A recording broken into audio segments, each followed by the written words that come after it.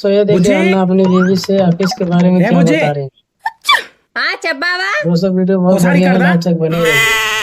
ఏంది బావా నేను ఆఫీస్ పని మీద వారం రోజులు పోతున్నా, వారం రోజులు అయినాక వస్తా సరేనా? బుజ్జి నేను పోయేస్తా, చుట్టుపక్కల వాళ్ళతో ఎవరితో కొట్లాటలు పెట్టుకోకు, ఇల్లు జాగ్రత్త సరేనా? సరే బావా